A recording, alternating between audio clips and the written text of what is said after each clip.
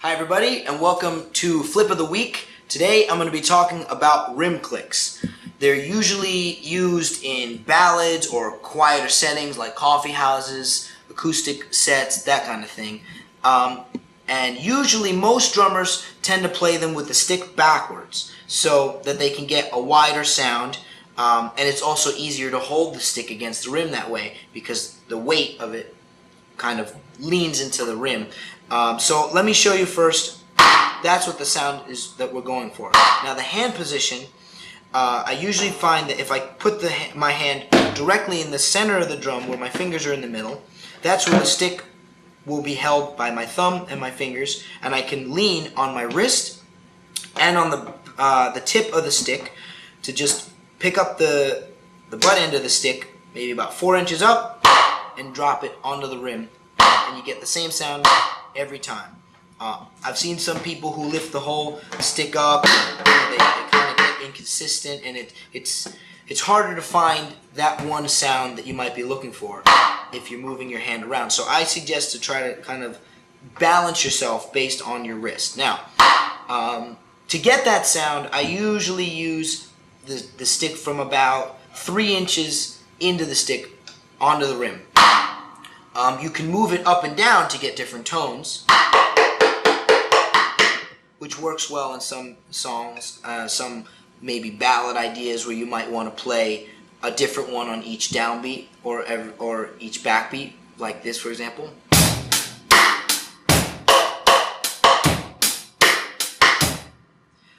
Another idea is I usually like to play the rim clicks with the snares off for 2 reasons. Number one, you hear a much more true rim sound versus rims with snares buzzing. And 2, oftentimes when I'm using the rim click, it's usually because it's a quiet section of a song and the snares might be buzzing based off of other frequencies in the bass drum, in the bass guitar, what have you. So if I keep the snares off, I get that sound, and I can also double the snare as almost like a tom. If you have like a really small gig where you're only bringing like a hi-hat, snare, and bass drum, you can get that tone in there as well.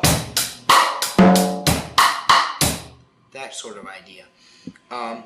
One more thing that you can do with the snares off is you can play the rim as well as the drum by lifting the stick off the drum when you strike the rim. So you just strike the rim and you immediately lift your hand so that the whole drum resonates and you get this sound. That works well, especially for more ballad style music when you need a lot more space. That sort of idea. Now with the snares on, there's a few other ideas that work well.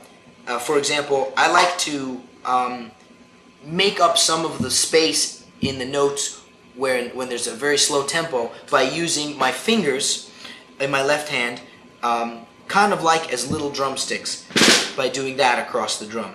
It's easy because my hand's already there. It's usually loud enough to compete with the rim click and the quieter music. It's just like sitting at a table when you're bored and you start doing that, you're waiting for the bus. Same idea, and it really fills in the sound and also helps subdivide so that you can stay more steady in really slow tempos.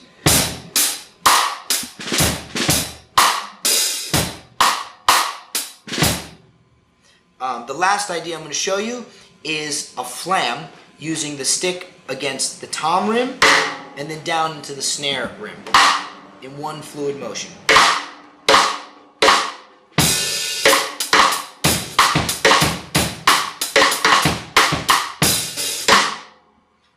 So those are all the ideas I have today on rim clicks. Thanks again for coming down to Flip of the Week. See you next week.